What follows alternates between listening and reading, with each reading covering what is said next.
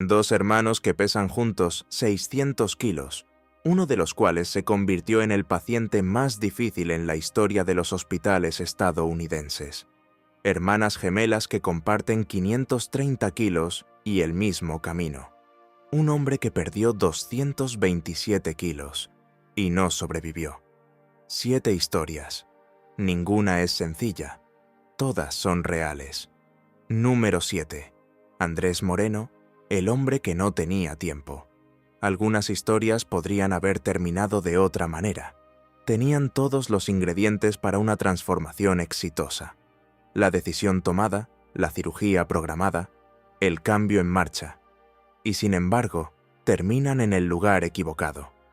La historia de Andrés Moreno es una de esas. Andrés Moreno era mexicano. En su punto máximo, pesaba 444 kilos. Un peso que, tras la muerte de Manuel Uribe en 2014, le valió el triste título informal de hombre más pesado del mundo. Este título no viene con trofeo alguno. Acompaña a una existencia donde cada día se organiza en torno a las limitaciones de un cuerpo que ha superado todos los límites que la infraestructura humana está diseñada para acomodar. Decidió cambiar. Esa decisión, tomada en circunstancias que su cuerpo hacían urgentes, lo llevó a la cirugía bariátrica. La operación tuvo lugar, y en las semanas siguientes, Andrés Moreno murió.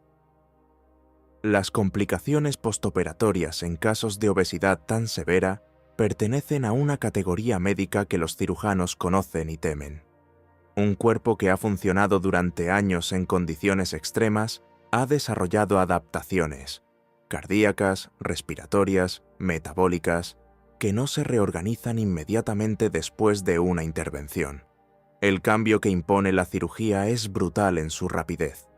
A veces, el cuerpo no sigue el ritmo, lo que hace que la historia de Andrés Moreno sea particularmente difícil de soportar es que él había tomado la decisión que representa el punto de inflexión para muchos, la voluntad de cambiar, él la había tomado. La cirugía representaba la ejecución de esa voluntad. Murió en 2015. Tenía 38 años. Su historia no concluye con ninguna lección clara. Simplemente dice que, a veces, decidir cambiar no es suficiente y que esta realidad es la más difícil de afrontar. Permanezcan. Lo que sigue es aún más poderoso. Número 6. La Shanta White. Sus hijos le llevaban la comida a la cama. Imaginen esta escena. Niños. No adultos, niños, llevando las comidas a su madre postrada en cama. No porque esté temporalmente enferma, porque su cuerpo, con 300 kilos, ya no le permite levantarse y buscar por sí misma lo que necesita. Y en esa familia, ese arreglo se había vuelto normal, la vida cotidiana. La Shanta White pesaba 300 kilos. Su vida se había contraído gradualmente a su cama, ese perímetro reducido donde la existencia se volvía manejable, porque todo lo demás ya no lo era. Levantarse, atravesar la casa, preparar comida, actos que su cuerpo ya no tenía los recursos para realizar sin un gasto de energía y un dolor que hacían preferible la inmovilidad. Lo que su historia expuso y lo que los documentales que la siguieron tuvieron que enfrentar es la dinámica familiar que se construye alrededor de la obesidad mórbida de un progenitor. Sus hijos habían integrado ese papel de cuidadores nutritivos como normal, no con resentimiento, con el amor que los niños tienen por su madre, que toma la forma que esté disponible, incluso cuando esa forma es problemática. Esta codependencia entre el paciente y su entorno inmediato es uno de los obstáculos más difíciles de desmantelar en los procesos de transformación. Cambiar la conducta alimentaria requiere cambiar todo un sistema, no solo los propios hábitos, sino los hábitos de quienes te rodean, que a veces han construido su propia identidad alrededor de alimentarte. La Shanta White finalmente perdió suficiente peso para calificar para la cirugía bariátrica. Ese camino, de la cama al quirófano, ya representaba una victoria que los números no capturan por completo. Sus hijos la habían alimentado en su cama. Quizás un día la vieron levantarse sola para tomar un vaso de agua, y ese momento valió más que cualquier número en una báscula. Número 5. Rena Kisser. Cuando quien ama se convierte en quien daña. Hay una pregunta que los psicólogos especializados en obesidad hacen sistemáticamente, y que los seres queridos de los pacientes a menudo escuchan como una acusación. ¿Quién te alimenta? No en el sentido logístico, en el sentido relacional. ¿Quién en tu círculo tiene un interés, consciente o no, en que comas más de lo que necesitas? Rena Kisser pesaba 249 kilos, y en su historia esa pregunta tuvo una respuesta precisa. La codependencia alimentaria es un fenómeno documentado en la literatura psicológica, una dinámica en la que la pareja o un ser querido refuerza activamente las conductas alimentarias excesivas, a veces sin darse cuenta, a veces con conciencia parcial de lo que hace. La comida se convierte en una herramienta de control, afecto, conexión. Algo que mantiene una dependencia que sirve a ambas partes, de una manera que ninguna de las dos siempre puede articular claramente. En el caso de Rena, su pareja participaba en ese aprovisionamiento, comprando, preparando, trayendo la comida que mantenía un peso que su cuerpo no podía soportar de manera saludable, no por maldad explícita, sino a través de una dinámica en la que el amor y el control se habían entrelazado de una forma que solo un largo y difícil trabajo terapéutico podía empezar a desenredar. Este tipo de relación ilustra algo que la medicina de la obesidad está integrando cada vez más en sus protocolos. Tratar solo el cuerpo del paciente, sin tratar su entorno relacional, es intervenir sobre un síntoma sin tocar sus causas. La cirugía puede reducir el estómago, no cambia lo que sucede alrededor de la mesa.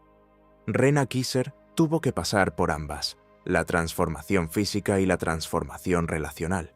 Una sin la otra no era sostenible. Número 4. Steven y Justin Asanti.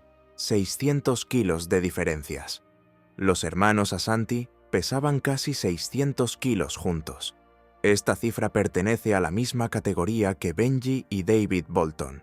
Dos cuerpos, una trayectoria compartida, una dinámica fraterna en el corazón de una situación médica extrema. Pero lo que distingue a Steven y Justin de todos los demás dúos de esta lista es el propio Steven. Justin era el más tranquilo, más ligero, menos publicitado, moviéndose en su proceso de transformación con la discreción de alguien que quería resolver sus problemas sin audiencia. Steven, que llegó a pesar hasta 360 kilos en su máximo, se convirtió en otra cosa. Se convirtió, en los círculos hospitalarios estadounidenses que lo acogieron, en uno de los pacientes más difíciles jamás documentados en el contexto de una serie de televisión. Comportamiento agresivo hacia el personal médico, exigencias imposibles, adicciones a analgésicos que complicaban cada intento de tratamiento, salidas voluntarias del hospital antes de finalizar los protocolos, regresos, reinicios, un ciclo que los equipos médicos que lo seguían describían con un cansancio que no disminuía su compromiso, pero que decía algo sobre la duración de lo que algunos pacientes exigen.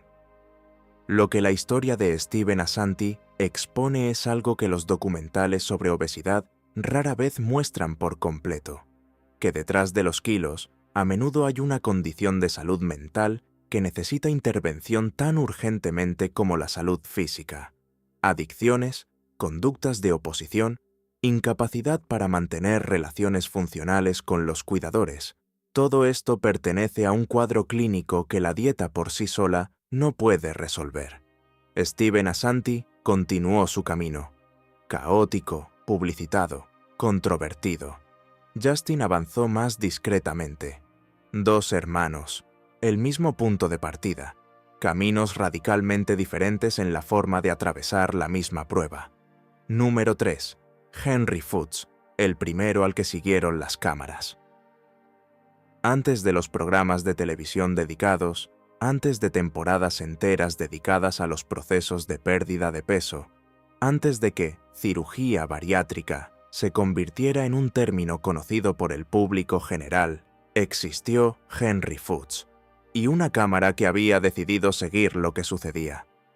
Henry Foots pesaba 340 kilos.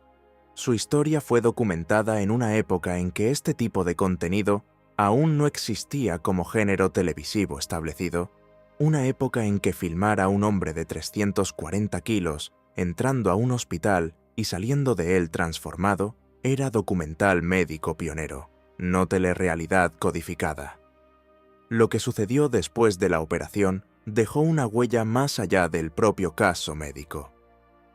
Henry Foots bajó a 113 kilos, una pérdida de 227 kilos, una cifra que la cirugía bariátrica en los inicios de su exposición mediática no había producido a menudo de manera tan documentada y visible. Este cambio radical ayudó a que la cirugía bariátrica ganara credibilidad en la opinión pública estadounidense. Ver realmente, en pantalla, un cuerpo transformarse de manera tan masiva y duradera, eso decía algo que las estadísticas médicas en revistas especializadas no transmitían con la misma fuerza. Henry Foots allanó un camino narrativo tanto como médico. Los programas que siguieron, Obesity, Too Fat for Queens, Mi 600 Libras Life, existen en parte porque documentales como el suyo demostraron que había audiencia para estas historias, y que estas historias tenían el poder de cambiar percepciones. Fue el primero, no el más publicitado, no aquel cuyo nombre circula más hoy, sino quien puso la primera piedra de un edificio televisivo y médico que cambiaría la forma en que Estados Unidos miraba la obesidad. Número 2. Tess Holliday, la modelo que no debería haber existido. La industria de la moda tenía reglas no escritas pero absolutas, sobre talla, peso, proporciones, lo que merecía ser fotografiado, lo que merecía ser vendido. Tess Holliday decidió que esas reglas no se aplicaban a ella, y la industria, gradualmente, tuvo que adaptarse. Tess Holliday pesa unos 130 kilos. En el mundo del modelaje, esta cifra la sitúa en una categoría que el mercado dominante ignoró hasta hace poco. No porque las mujeres de ese peso no existieran, sino porque la industria había decidido que no eran representables. Creó el hashtag #FYourBeautyStandards en 2013. En cuestión de meses, esta palabra clave generó millones de publicaciones. Mujeres de todos los pesos, todas las tallas, todas las complexiones, publicando sus imágenes con una declaración de independencia visual contra estándares que no habían elegido. Firmó con una importante agencia de modelos. Apareció en la portada de Cosmopolitan UK. Estos dos eventos, con su talla, en esa industria, en esa época, provocaron reacciones que su sola existencia basta para describir. Celebraciones por un lado, acusaciones de promoción de la obesidad por el otro.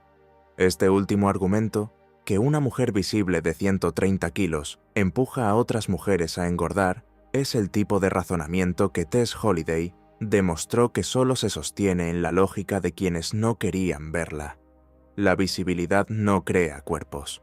Les dice a los cuerpos ya existentes si tienen derecho a ocupar espacio.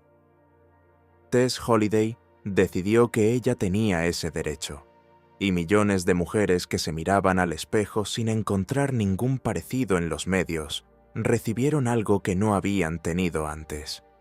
Número 1. Candy y Brandy Dreyer. El mismo cuerpo, la misma vida, la misma prueba. Hermanas gemelas. El mismo ADN, los mismos padres, la misma casa, la misma infancia, los mismos hábitos alimentarios construidos en el mismo entorno.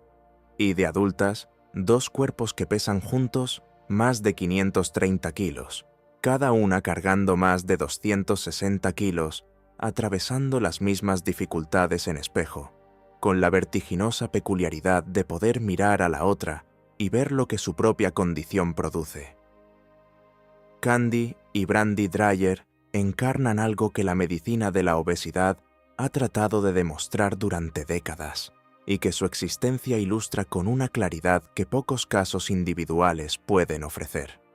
La obesidad no es cuestión de voluntad, es el resultado de una interacción compleja entre genética, entorno, hábitos alimentarios familiares, acceso a comida saludable, dinámicas emocionales y factores biológicos que dos personas que comparten todo desde el nacimiento desarrollarán de manera casi paralela.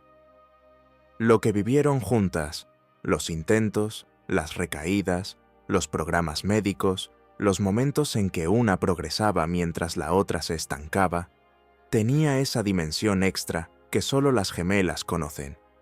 La presencia de la otra como un espejo constante. La dificultad de verse evolucionar de manera diferente a alguien que se te parece tanto. La tentación de sincronizar tu ritmo con el suyo, en un sentido u otro. Su trayectoria conjunta puso de relieve algo que las familias donde la obesidad afecta a múltiples miembros reconocen, que no se puede cambiar solo en un entorno que no cambia, que la transformación individual topa con estructuras compartidas, comidas compartidas, hábitos arraigados, dinámicas emocionales que la comida siempre ha regulado. Candy y Brandy Dreyer son dos personas, pero su historia se lee como una sola ecuación, la de un cuerpo y un contexto que siempre han respondido el uno al otro, y que hay que aprender a disociar para que algo realmente cambie.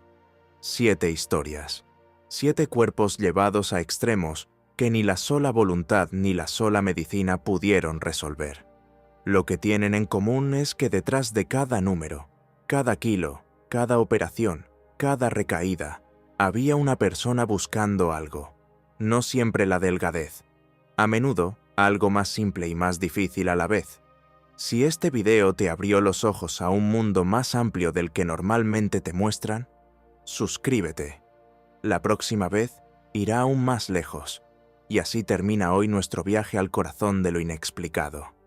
Esperamos que esta historia te haya cautivado y te haya permitido descubrir horizontes que no imaginabas. Si te gustó el contenido, háznoslo saber haciendo clic en el botón Me gusta y comparte este video. Es la mejor manera de apoyar el canal y permitirnos continuar con esta fascinante investigación. No olvides suscribirte y activar la campana de notificaciones para ser el primero en enterarte de nuestras futuras publicaciones. Tu opinión es muy importante para nosotros, así que dirígete a la sección de comentarios para compartir tus teorías o impresiones. Gracias por tu fidelidad, cuídate y hasta muy pronto para otra exploración. Mantente curioso.